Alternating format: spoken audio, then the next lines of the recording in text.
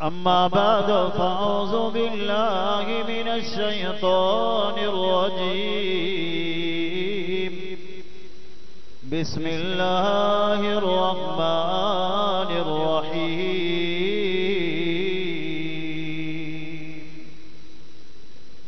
والضحى والليل إذا سجى ما ودعك ربك وما قلى وللآخرة خير لك من الأولى ولسوف يؤتيك ربك فترضى.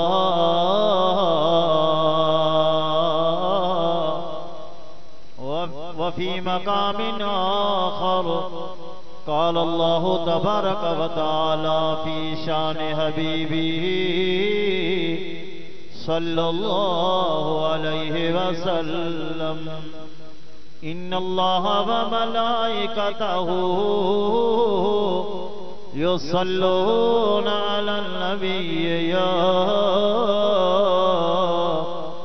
أيها الذين آمنوا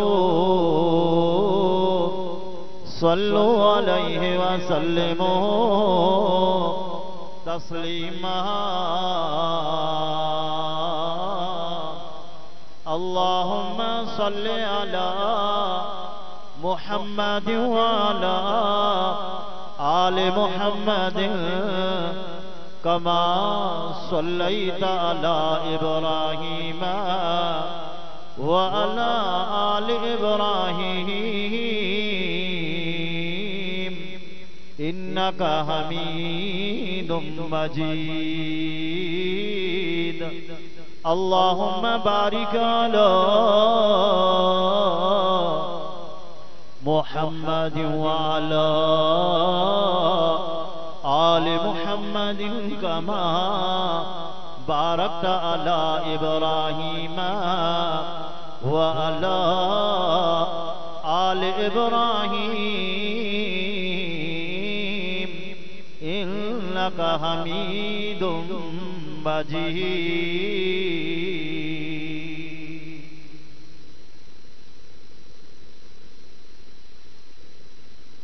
अल्हम्दुलिल्लाह तुम अल्हम्दुलिल्लाह। अजो को ही प्रोग्राम सीरत नबी सल्लल्लाहु अलैहि वसल्लम जे उनवान सां गोठ हामिद हुजण जे जामिया मस्जिद जे अंदर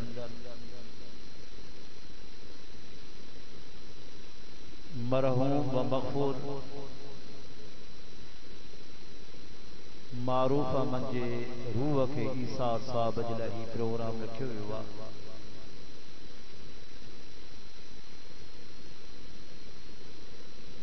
रसूलुल्लाह सल्लल्लाहु अलैहि वसल्लम साईं जो फरमान आहे पंहिंजे मैयतन खे ज़िक्र ख़ैर सां याद कंदा कयो। जेतिरे क़दर मोहम्मद मारूफ सां मुंहिंजो ताल्लुक़ हुयो निहायती तमाम इखलास सां पेश ईंदो हो। फ़कीर सिफ़त इंसान हुयो, मुहब्बती माण्हू हुयो। असांजी दिली दुआ है त अल्लाह पाक इन मरहूम जे रूह के आबाद ऐं शादाब फरमाईंदो, क़ब्र जे मराइल में आसानी फरमाईंदो, जन्नत में फिरदौस में जगह अता फरमाईंदो। जिन दोस्तन ही प्रोग्राम कयो आहे उन्हनि खे भी अल्लाह तबारक व तआला अजर अज़ीम अता फरमाईंदो। खुसूसन मरहूम व मग़फ़ूर मोहम्मद मारूफ जी अंबड़ पांजे मिस्किनी हाल जे बावजूद ही प्रोग्राम रखियो बा। प्रोग्राम जा मेहमान खास असली आहिन हजरत साईं कारी अब्दुल जब्बार हैदरी साहब। इंशाअल्लाह उन्हनि जो ख़ुसूसी बयान थींदो। आउं सिर्फ़ अधु कलाक तव्हांजे साम्हूं मां बयान कंदुसि, छो त मां त तक़रीबन डेली ॾींदो आहियां, पर सुभाणे भी बयान आहे मां सिर्फ़ अधु कलाक बयान कंदुसि इंशाअल्लाह ताला में उन खां पोइ हज़रत साईं जो बयान अज़ीज़ो इस्लाम जे अंदर जेके भी मौज़ू आहिनि उन्हनि मौज़ुनि में मुश्किल जेको मौज़ू आहे उहो सीरत नबी सल्लल्लाहु अलैहि वसल्लम छो त ख़तीब जने खिताब जे लाइ वेहंदो बा ख़तीब जने खिताब जे लाइ वेहंदो बा ऐं उन जे आॾो मौज़ू हुजे सीरत जो ख़तीब परेशान हूंदा त हाणे मां महबूबन करीम जी सीरत शुरू कयां त कयां बचपन बयान कयां जवानी बयान कयां हुस्न बयान कयां इखलाक बयान कयां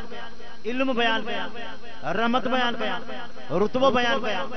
आखिर बयान कयां त कयां छा छो त सीरत हिकिड़ो अथा समुंड जीअं समुंड खे को किनारो कोन्हे को ईअं सीरत जे मौज़ू खे को किनारो कई आया बयान करे विया कई अञा बयान कनि पिया अञा बयान कंदा पिया पर अॼु ताईं कंहिं इहा दावा नाहे कई त मां महबूबन करीम जो शान फुटाए छॾियो सब को हथ ॿधी ईअं पियो अचे त महबूब मुंहिंजे सम्झ में मुताबिक़ जेका मूंखे ॻाल्हि सम्झ में आई मां बयान कयो आहे बाक़ी तुंहिंजो शान अञा मथे अल्लाह अरब जो शाइर 40 साल पूरा आमोना जे लाल जे शान में शेर चयई शेरन जो अंग हुयो 50,000 घणा हज़ार ॻाल्हाए थोरो घणा हज़ार 50,000 वल्लाह 50,000 शेर मुझे महबूबन करीमन जो मौजूज़ो बाकी कोई कंहिंजे लाइ 50,000 शेर नथो चई सघे कायनात जे तख़्ते ते अमल पंहिंजे बच्चे सां मोहब्बत कंदी आहे जेकॾहिं बच्चे जी तारीफ़ करे अधु कलाक 15 मिंट सिफ़तूं ख़त्म थी वेंदियूं जेकॾहिं बच्चो पंहिंजे अमल जी तारीफ़ करे अधु कलाक 15 मिंट सिफ़तूं ख़त्म थी वेंदियूं उस्ताद शागिर्द जी तारीफ़ करे शागिर्द उस्ताद जी तारीफ़ करे अधु कलाक 15 मिंट सिफ़तूं ख़त्म थी वेंदियूं लेकिन वल्लाह हिन जाइ ते सारी कायनात जी उम्र त ख़त्म थी सके थी लेकिन महबूब जी तारीफ़ कान खुटंदी अल्लाह जय हस्ती जी आसमान तारीफ़ करे जमीन तारीफ़ करे सिज तारीफ़ करे आसमान तारीफ़ करे मौलाना रूमी रहमतुल्लाह अलैह फरमायो हिकड़ दफ़े आसमान ऐं ज़मीन पाण में विड़ी पिया आसमान चवे त मां भलो ज़मीन चवे त मां भली आसमान दलील ॾियणु शुरू कया आसमान जो ज़मीन ख़बरदार सिज मूं वटि अथई चंड मूं वटि अथई सितारा मूं वटि अथई लोहे महफूज़ मूं वटि अथई कलम मूं वटि अथई कुर्सी मूं वटि अथई अल्लाह जो अर्श अज़ीम मूं वटि अथई ज़मीन जो आसमान ख़बरदार सिज तोखे मुबारक चंड तोखे मुबारक सितारा तोखे मुबारक लोहे महफूज़ तोखे मुबारक कलम तोखे मुबारक कुर्सी तोखे मुबारक याद रखिजांइ अल्लाह जो महबूब नबी मूं वटि अथई ॾाढिया चओ न सुभान आसमान जो बराबर इन जाइ ते आऊं कोन थो पहुची सघां वल्लाह कायनात जे तख़्ते ते रब करीम मना कयो गैरुल्लाह जो कसम न खणजो ईअं न चइजे त मूंखे पुट जो कसम न्याणीअ जो कसम अबे जो कसम साई सावल जो कसम ज़मीन जो कसम न न न जेकॾहिं कसम खणी त चइजे त मूंखे अल्लाह जे ज़ात जो कसम गैरुल्लाह जो कसम खणण जाइज़ कोन्हे को सुणा असां ई तव्हांखे मनो कई त गैरुल्लाह जो कसम न खणजो लेकिन फरमाई वज़ुहा वल्लैल इज़ा सजा ओ मुंहिंजा महबूब तुंहिंजे नूरानी चेहरे जो कसम ओ मुंहिंजा महबूब तुंहिंजे कारण वारनि ज़ुल्फ़नि जो कसम वल्लाह मौला असांखे त मनो कई गैरुल्लाह जो कसम न खणजो लेकिन मौला तो पंहिंजे महबूब जो कसम छो खयो रब असांखे त मनो कई गैरुल्लाह जो कसम न खणजो रब तो छो खयो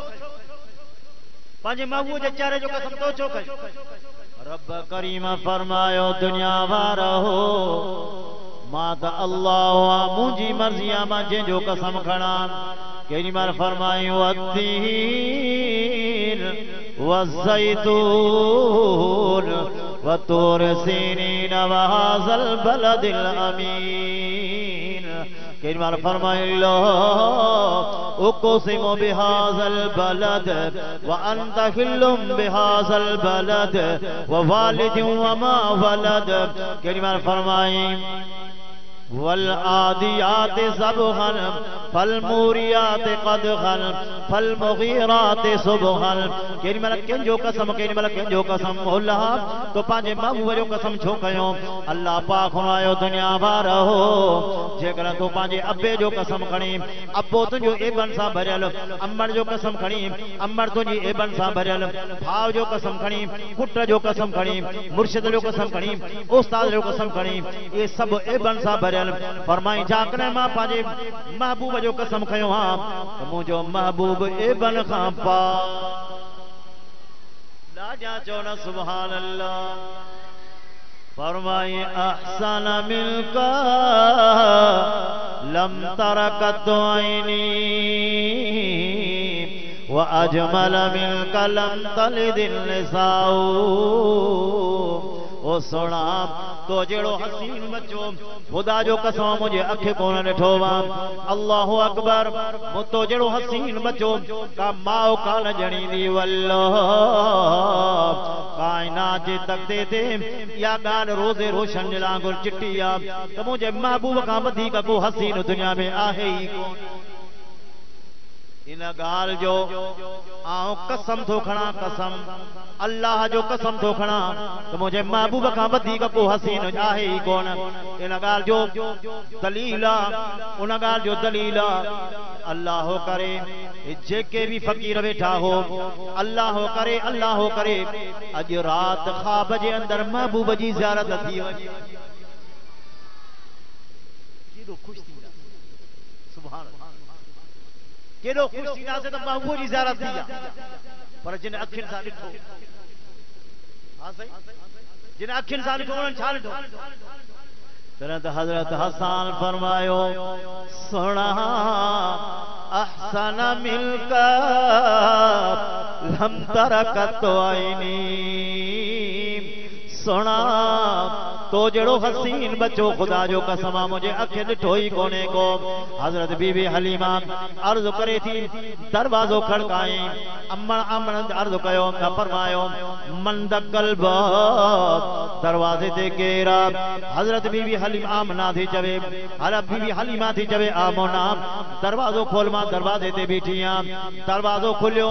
हलीमा कर खबर कीअं आई आ जी खबर पई आ तुझे घर में बच्चो पैदा थियो आ गोद खण आई उनके नौकरियाणी थियण आई खादमियाणी थियण आई अल्लाह अकबर हजरत बीबी आमना रज़ी अल्लाह ताला फरमाए थी हलीमा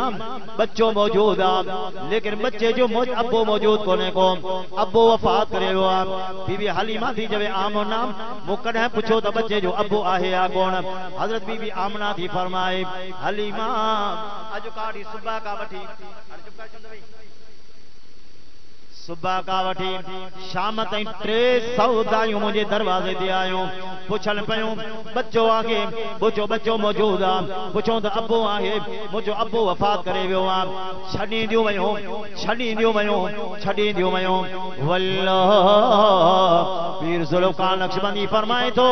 इन्हनि माइन कोन छॾियो मुझे महबूब कबूल कोन कयो माइन जी हैसियत छा थी मुझे महबूब कबूल कबूल हलीमा थियणी हुई हजरत बीबी हलीमा फरमाई थी अंबर आमना के अर्ज किया आमना सौदो रजा जो आ लेकिन दीदार महबूब जे मुफ्त जो आ अल्लाह अकबर दीदार त कर हजरत बीबी आमना फरमायो हलीमा फरमाए थी मुझा महबूब करीम तख्ते ते आरामी हुया मथा अच्छो लटो न पियो हुयो आयस लटो मथे कयम महबूबन करीम जो दीदार कयम हुस्न ॾिसी हैरान थी वियस तंग रहिजी वियस खुदा जो कसम क़यामत दुनिया में अहिड़ो मासूम ॾिठो ई कोन हुयो हैरान परेशानी में चई हज़रत बीबी हलीमा फरमायो जॾहिं महबूबन करीमन के ॾिठ में दिल बर्दाश्त कोन कयो ज़ोरी वञी हथ सीने ते रखियमि हथ सीने ते रखियमि महबूबन करीमन जी अखि खोली आमना जे लाल जी अखि मूं ते पई मुंहिंजी अखि महबूबन करीमन जी नज़र ते पई अल्लाह चेहरे ते पई फरमाए मुंहिंजा महबूब मुर्की पिया मुंहिंजा महबूब मुर्की पिया हलीमा फरमाए थी मुंहिंजा महबूब मुर्गा कोन हुया ईअं सम्झो त जन्नत जी दरी खुली मुझे जन्नत जा 8 दरवाजा खुलिया पिया हुया अल्लाह अकबर दीदार करे हैरान परेशानी में थे चविया हलीमा आमना खुदा जो कसम केड़ो बच्चो मां ॾिठो ई कोने को एडो हसीन जमील अल्लाह अकबर हज़रत बीबी आमना फरमाए थी हलीमा तो छा ॾिठो हूंदो आऊं बि एड़ो बच्चो कोन ठोवा मक्के जा हसीन ठम मदीने जा हसीन ठम लेकिन हेड़ो हसीन बच्चो मां भी कोन ठोवा अल्लाह अकबर जनाब अब्दुल मुतलब आयो आमना तो छा ॾिठो हूंदो हलीमा तो छा ॾिठो हूंदो खुदा जो कसम इराक जा हसीन ठम शाम जा हसीन ठम तवज्जो कजाए सहाबी रसूल फरमाए थो सहाबी रसूल फरमाए थो असां के खां पुछो त महबूब जो हुलियो मुबारक त ॿुधाए मुझे महबूबन करीमन जो हुलियो मुबारक त ॿुधाए हजरत अनस रज़ी अल्लाह तआला अन्हु महबूबन करीमन जो खातिमा नौकर थी जिंदगी गुजारी थई 10 सालन जो बच्चो वा महबूबन करीमन जी खिदमत में हाजिर थियो वा साहबी फरमाए तो हजरत अनस रज़ी अल्लाह तआला फरमाए तो मां महबूबन करीमन जी ड्यूटी में वियसि 10 साल खिदमत कयमि लेकिन आमना जे लाल 10 सालन में मुखे दड़को कोन ॾिनो 10 साल में दड़को सुभान तले तो फरमाई सुना इन्नका लाला गुलो के नाज़ीम वो मुझा महबूब तू तमाम बड़े खुल के अजीम जो मालिक तमाम बड़े खुल के अजीम जो मालिक अल्लाह अकबर खुल का एडा आला खुल का एडा आला जो पंजात मञन पिया पर परावे मञन पिया तवज्जो कजे तारीफ उहा जेका परावा भी मञन तवज्जो कजे अबू जहल जालिम बदर जे मैदान ते जरा मुकाबले में आयो वा या कहीं जाए थे कहीं कब पूछण वारे पूछो अबू जहल दे खबर मुकाबले में आयो आई सर तो के खबर आ भला इन मानू जे बारे में तुझा तासुर छाइन अल्लाह अकबर अबू जहल जालिम जो को मने कोन पियो ईमान कोन आदई साने फरमाए मुझे उम्मत जो फिरऔन अबू जहल तब वो भी ये तो चवे जेकर पुछो थई त हकीकत बुधाए थो इन जेड़ो हसीन कोई कोने को इन जेड़ो बा किरदार बा अमानत कोई कोने को इन जेड़ो बा इखलाक कोई कोने को अल्लाह अकबर सोना जहान जे अंदर के जे इखलाक जी तारीफ पाड़े वारा कन घर जा भाती कन शहर वारा कन कोठ वारा कन इलाके वारा कन मुल्क वारा कन वल्लाह कोई छा इखलाक होंदा जे इखलाक जी तारीफ खुद खुदा पाको पाण पियो फरमाई इन्नका लअला खुलुक़िन अज़ीम सुना तो खुल के अजीम जो मालिक चो न सुभान अल्लाह हजरत जिब्राइल अलैहिस्सलाम महबूबन करीम जी खिदमत में हाजिर थियो जिब्राइल अलैहिस्सलाम जी अखिर में सारो कतार लुड़का पे हलिया महबूबन करीम को फरमायो जिब्रील अज तो के केड़ी तकलीफ होती है जिने करे तो अखिर में लुड़काइन जिब्राइल अलैहिस्सलाम अर्ज क्यों सोना अज तकलीफ है लुड़को कोन इंतहाई खुशी रे करे मेरे अखिर में लुड़का जीवा साहिब फरमाया जिब्रील तो के केड़ी खुशी होती है अर्ज के सोना रब करीम के इतनी कुव्वत अदा रूए ज़मीन ते के भी वण वणन में जेके पन आहिनि मां जिब्रील गणिया त गणे सघां थो रूए ज़मीन ते जेके भी वारी वारी में जेके ज़र आहिनि आऊं जिब्रील गणिया त गणे सघां थो लेकिन सोना जेको उम्मतियानी तो महबूब जे मथां दुरूद थो पढ़े अल्लाह पाक के एतिरियूं त नेकियूं थो ॾे एतिरो त ॾियो थो ॾियो मां जिब्रील गणिया त गणे ई कोन थो सघां ॾाढा चओ न सुभान अल्लाह वल्लाह फरमाई जे शख्स मुते हिकड़ो दफो दुरूद पढ़ियो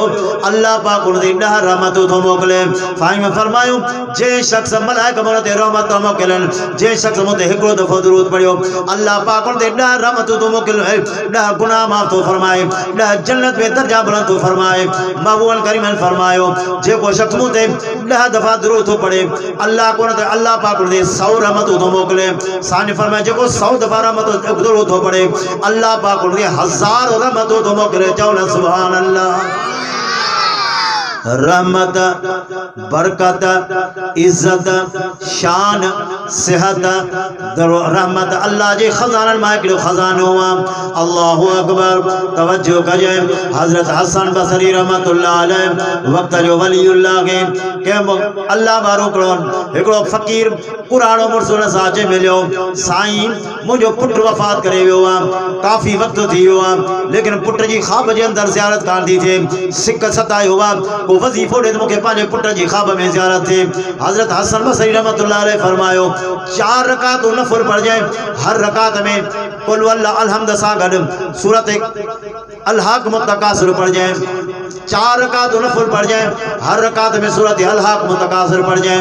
अल्लाहु अकबर तवज्जो कजे उन खा पो सुमी त सजे पासे सुम जाए जेस ताईं निंद्रा चे तेस ताईं महबूब करीम जे मथा दुरूद भी पढ़ जाए सुबह थियो हजरत हसन रहमतुल्लाह साहब पुरानो मिलियो किसी वाह जो वजीफो नहीं पुट जी ख्वाब जे अंदर ज़ियारत थी लेकिन मां डिठो त पुट इंतहाई भयानक सूरत हाल में वो संजी जहन्नम जे संजीवन सां बधो पयो बाह में सड़े पयो हजरत हसन बसरी रहमतुल्लाह अलैह फरमायो घबराए न पांजे पुट जे नाले ते वनी खेर खिरात कर छो त महबूब करीम फरमायो तवा जरे के मैयत जे नाले ते खेर खिरात कंदा हो तवा जा मैयत तवा जे खेर खिरात ते खुश थींदा आहिन साने फरमाई ये खुश थींदा आहिन जे तवा एक बे के तोहफा दे करे खुश थींदा हो महबूब करीम फरमायो तवा जा मैयत तवा जे दुआउन तवा जे ईसाल सवाब तवा जे खेर खिरात रे इंतजार में होंदा आहिन जे को मानू बुढ़े इंतजार में हो जे तो को सहारो मिले तवा निकरी अचा साने फरमायो तवा जो दुआऊं तवा जो ईसाल सवाब मैयत जला सहारो खेल सहारो अल्लाहु अकबर वार्ज पे कयो हजरत हसन बसरी रहमतुल्लाह अलैह फरमायो मन का घबराए न पांजे पुट जे नाले ते खेर खिरात वनी कजाए किसी ठीक बियो डी थियो हजरत हसन बसरी रहमतुल्लाह अलैह ख्वाब जे अंदर अजीब मंदर जोर से छाड़े से तब सर सब सादा बेला को एकड़ो तख्तो नाज़िल थियो उन तख्ते ते एकड़ो हसीन जमील अच्छन कपड़न सा नौजवान जे बैठो बीठो हजरत हसन बसरी रहमतुल्लाह अलैह का पूछे तो साईं मुके सुञाणे पियो यार मां तोके कोन तो सुञाणिया जैसे अजीब मुझे पी के तो ख्वाब में तो जो वजीफो दिनो हुयो मां पांजे पी के ख्वाब में आयोस जी तुझे पी तो तुझी भयानक सूरत हाल बुधाई जी वाकई आया ओ ही सागोई सूरत भयानक हुई लेकिन अज मंझन जे टेम ते असांजे मुकाम में हिकड़ो गुनाहगार मानो हिकड़ो एबदार गुनाहगार मानो चोर किस्म जो मानो ज़ानी किस्म जो मानो अज मुकाम में आयो टथरुन कब्रन ते नजर पाजीस अखिन मां लुक वई आयस अल्लाह अकबर ये चई यार कदे हे भी असां रुकूंदा बरसा होया अज हे भी मिट्टी में मिली वया कदे भी मुखे भी ते हलणो रोई करे दुआ घुरी 20 दफा आमना जे लाल जे मथा दुरूद पढ़ियई अल्लाह पाक अर्ज़ के मौला इन दुरूद जो सवाब इनन के भी अता फरमाए जाए मुखे भी इन दुरूद जे सदके बख्श फरमाए जाए ओ नौजवान तो चवे हजरत हसन बसरी रहमतुल्लाह अलैह के साईं अल्लाह पाक दुरूद जे सदके मुंजी द बख्शिश करे छड़ी मु जड़ा 70,000 गुनाहगार जन्नत में कड़ी करे जन्नत में दाखिल कई आई उन का अलावा जे कोई बानो दुआ पियो करे अल्लाह पाक उन जी बख्शिश करे छड़िया सुना ईसाल साहब तमाम जरूरी तो मु अर्ज पे कयो हजरत अनस रज़ी अल्लाह तआला अन्हु फरमाए तो हजरत अनस वो साहबिया जै महबूब करीम जी 20 साल 10 साल खिदमत कया आमना जे लाल हजरत हसन बसरी रहमतुल्लाह अलैह 4 दुआओं घुरियो फकीर यार में तवर खबर 4 दुआओं घुरियो पहली दुआ घुरियो मौला अंस जे माल में बरकत कर जाए अल्लाह अंस जे सेहत उम्र में बरकत कर जाए अल्लाह अंस जे औलाद में बरकत कर जाए अल्लाहु अकबर तवज्जो करें 3 दुआओं घुरियो हजरत अंस रज़ी अल्लाह तआला अन्हु जे उम्र में बरकत आई एतरी तो बरकत आई जो हजरत अंस रज़ी अल्लाह तआला वाहिद साहबिया जिन उम्र 120 साल हुई हजरत अंस रज़ी अल्लाह तआला जे महबूब करीम ने फरमायो मौला इन जे माल में बरकत कर जाए हजरत अंस रज़ी अल्लाह तआला एडो तो मालदार हुयो जो सोन जे सिर के कुहाड़ीअ सां वढींदो हुयो। महबूबन करीम जे दुआ जे करे महबूबन करीम चौथी दुआ फरमाई, मौला अंस जे बाग में बरकत कजाए, मौला अंस जे बाग में बरकत कजाए। हजरत अंस रज़ी अल्लाह ताला ओ साहबिया, हजरत अंस रज़ी अल्लाह ताला के खजुन जो बाग हुयो, खजुन जो बाग हुयो। ॿियनि जा खा बाग मां साल ते हिकिड़ो दफ़ो फर ॾींदा हुया, लेकिन हजरत अंस रज़ी अल्लाह ताला जो बाग साल में 2 दफ़ा फर ॾींदो हुयो। महबूबन जे दुआउनि जे सदके अल्लाहु अकबर। हजरत सलमान फारसी रज़ी अल्लाह ताला अन्हु मुसलमान थी चुको हुआ, हिकिड़े यहूदी जो गुलाम। हजरत सलमान फारसी रज़ी अल्लाह ताला अन्हु हफ़्ते हफ़्ते ते आमना जे लाल जे ज़ियारत जे लाइ ईंदा हुयो, पर परेशान हाल गुज़ारींदो हुयो। महबूबन करीमन खां सवा हाणे पल बि उन जी सरे कान पई। आमना जे लाल खे अर्ज़ु कई, सोना ॾाढो परेशान आहियां, मां तव्हां खां सवा हाणे जुदा रही नथो सघां। महबूबन करीमन खे अर्ज़ु कई, साईं मुंहिंजे लाइ का दुआ घुरो, को इंतज़ाम कयो। महबूबन करीमन फरमायो, सलमान वञ तूं पंहिंजे मालिक खे चओ मूंखे आज़ादी खपे, जेको भी शर्त लगाए तो कबूल कजाए। चई साईं ठीक। हजरत सलमान फारसी रज़ी अल्लाह ताला अन्हु यहूदी वटि आयो, यहूदी खे चई मूंखे आज़ादी खपे, जेको शर्त लगाई त तुंहिंजो ॿुधाए शर्त कबूल आहे। सभ खां पहिरियों ई भेरा मुंहिंजो शर्त इहो आहे, 300 खजुनि जी छतूं लॻाए, बाग तयारु थिए, फल खावां, उन खां पोइ तूं आज़ाद आहे। ॿियो शर्त इहो आहे त मूंखे सोन जो किलो खपे। अल्लाहु अकबर। हजरत सलमान गरीब मिस्कीन माण्हू हुआ, पाइण जे लाइ लटो कपिड़ो सही कोन्हे को, खाइण जे लाइ मानीअ जो गब्बो कोन्हे को, लेकिन चयईं 300 खजुनि जो छतुनि जो बाग लॻाए, उहे तयारु थियनि, मां उन जो फल खावां, आज़ादी आहे तोखे, किलो सोन जो खपे। महबूबन करीमन वटि आयो, कुंडड़ीअ में वेही करे रोए वेठो। महबूबन करीमन फरमायो, सलमान रोई छाजे लाइ पियो? अर्ज़ु कई, साईं हुन साल में तमामु वॾो शर्त रखियो आहे। अल्लाहु अकबर। साईं फरमायो, सलमान बच्चा घबराए न। फरमायूं वञो पंहिंजे पंहिंजे घरां सोन खणी अचो। हाणे गरीब मिस्कीन माण्हू जिन खे खाइण जे लाइ गबो कोन्हे को, जेका सरी सोन जी हुई खणी आया, दॿे में विझंदा विया, ख़बर ई कान पई त सोन जो किलो तयारु थी वियो। महबूबन करीमन जो मौजूदो हुयो। साईं फरमायो, आइन अली लब्बैक या रसूल अल्लाह। साईं फरमायो, अली वञ फलाणे यहूदी ॾे, उनखे मुंहिंजे नाले ते 300 खजुनि जूं छतियूं वठी आ। हजरत सलमान रज़ी अल्लाह ताला के फरमायो, सलमान वञ जाए पुछीस त काथे ये पोखड़ियो हल। वो सलमान ओॾे वियो। हजरत उमर रज़ी अल्लाह ताला साईं फरमायो, उमर हल खलू खोटींदो वञ। अल्लाहु अकबर। हजरत उमर रज़ी अल्लाह ताला खलू खोटींदो वियो, छत ॾींदो वियो। आमना जा लाल पंहिंजे हथ सां खजी पोखींदा विया। हजरत बिलाल खे फरमायो, बिलाल पाणी ॾींदो वञ। जॾहिं महबूब करीम जॾहिं वांदा थी हलिया विया, ॿियो ॾींहुं थियो आहे। हजरत सलमान फारसी रज़ी अल्लाह ताला थेलो सामान जो खणी करे, बिस्तरो पुठाड़न ते खणी करे आमना जे लाल जे ख़िदमत में हाज़िर थियो आहे। साईं हैरान फरमायो, सलमान ॾे ख़बर आज़ाद थी वे। से हाओ आज़ाद थी वियसि। सलमान कीअं आज़ाद थिए? अर्ज़ु कई, सुणा तव्हां जॾहिं कदम खणी पहुतो, कदम खणी जॾहिं छतियूं हणी करे तव्हां निकिरी वियो, जीअं तव्हां फारिग थी वियो, निकिरी वियो त हेॾा खजूं सभु तयारु थी वयूं। सुभान अल्लाह। अज़ीज़ो, हजरत सलमान फारसी रज़ी अल्लाह ताला अन्हु, हजरत अंस रज़ी अल्लाह ताला अन्हु फरमायो के साहबी पुछण वारे पुछो। हजरत अंस का अर्ज़ कई, अंस साईं तू महबूबन करीम जी खिदमत में रहे, महबूबन करीम जी तू गुलामी रहे, भला खुदा जे वास्ते असांखे ॿुधाए महबूबन करीम जो हुलियो मुबारक छा हुयो? हजरत हुसैन रज़ी अल्लाह ताला, हजरत हसन रज़ी अल्लाह ताला अन्हु, हजरत अंस रज़ी अल्लाह ताला जी खिदमत में आया। चाचा तू महबूबन करीम जी खिदमत में रहे, तू भला ॿुधाए त सही महबूबन करीम जो हुलियो मुबारक छा हुयो? अल्लाहु अकबर। हजरत अंस रज़ी अल्लाह ताला फरमाए तो, यारो तव्हां खे कीअं ॿुधायां त मुंहिंजे महबूबन करीम जूं अखियूं मुबारक हीअं हुयो, दुनिया में को मट मिसरी कोन हुयो जंहिंजे लाइ चवां त महबूबन करीम जूं फलाणे जहिड़ियूं अखियूं हुयो, महबूबन करीम जा फलाणे जहिड़ा चप हुया, फलाणे जहिड़ा ॾंद हुया, फलाणे जहिड़ा हुया नक मुबारक हुयो, फलाणे जा चप मुबारक हुया। ख़ुदा जो कसम मूंखे को अहिड़ो मट मिसरी कोन थो मिले जो मां चवां त महबूबन करीम जो मट मिसल हुयो। अल्लाहु अकबर। तॾहिं त फरमाए, अहसन मिलका लम तरकत ऐनी व अजमल मिलका लम तलिद निसाउ। मुझा महबूब तो जड़ो हसीन बच्चो खुदा जो कसवा मुझे ठोई कोने को एकड़ो नौजवान इश्क में मस्त औरत जे मथा घोर पे वयो नी रात घिटन में चक्कर पे हई मन हिन घिटिया मा दीदार थे मन हिन घिटिया मा दीदार थे मन हिन घिटिया मा दीदार थे अल्लाह अकबर घिटियो फिरंदो वते इन जिला त दीदार थे ये घिटी फिरंदे घिटी भुलजी वयो सिद्धो मस्जिद में वे पहुतो वा अल्लाह अकबर अजीब मंजर होयो आमना जालाल साहब जे कचरे में होया ये सब जो चोड़ी जो चंड सितारन जे विच में होयो अल्लाह अकबर जरा नौजवान जी नजर आमना जे लाल थे पई हैरान परेशान हैरान परेशान थी वियो दिसी करे वेही रहो दिल कोन झले सकियो अर्ज के सुना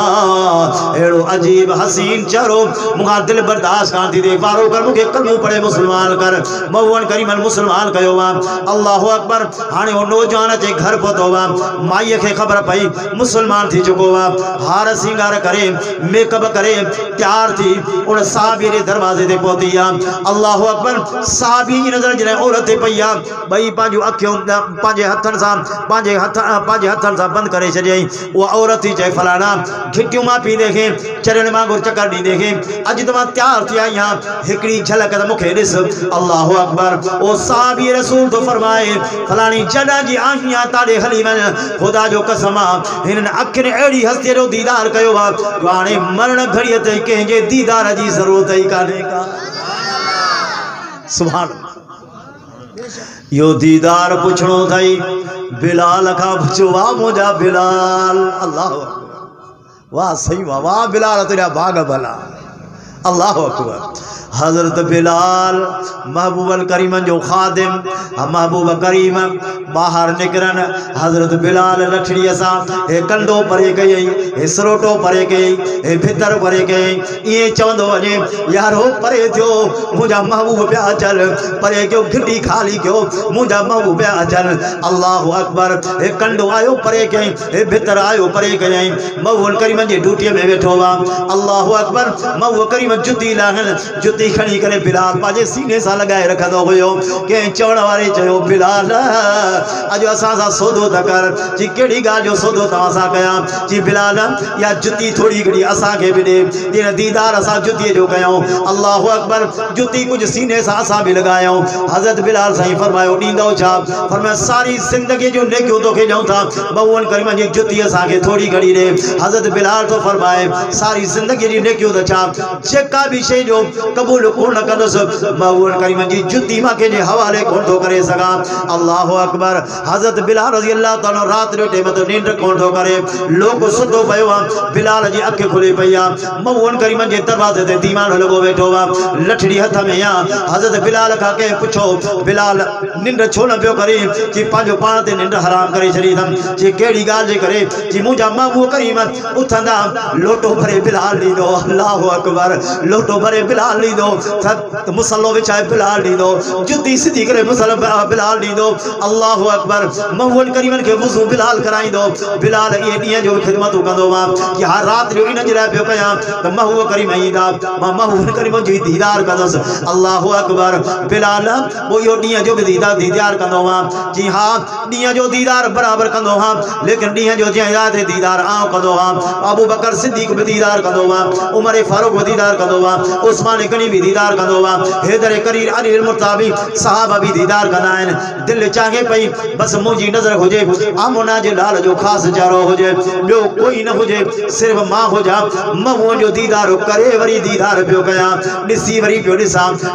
पियो दिसा अल्लाह अकबर हजरत अहमद लाहौर रहमतुल्लाह अलैह फरमाए मदीने पाक में उम्र जलाया हज जला भयो मदीने पाक में मानी खाई कुछ गफड़ा रखी बाहर रखे देखो यतीम नंढो मासूम बच्चो आयो मानी जा गफड़ा खाने शुरू कई हजरत अहमद रहमतुल्लाह अलैह मथे ते हथ रखियो वा फरमाई बच्चा केरा गफड़ा पियो खाई जी मां यतीम मदीने जो यतीम गफड़ा गोले पियो खावा अब्बो कोने अम्मा काने का खिदमत केरो करे बस ये सुकल मानी खाई करे गुजारो कंदो हां हजरत अहमद रहमतुल्लाह अलैह फरमायो बच्चा तुझी मानी मोते तुझो रहाश मोते जिस ताई मां हिते आया तेस ताईं तुझी राज वग़ैरह होते आ। अल्लाहु अकबर। वो नंढो बच्चो यतीम होते पालना पे कई हजरत मोहम्मद अली रहमतुल्लाह अलैह जा जल डी होता जा पूरा थिया बच्चे के मथे ते हथ रखी करे जी पुट हाने आओगे मुल्क छड़े करे मदीने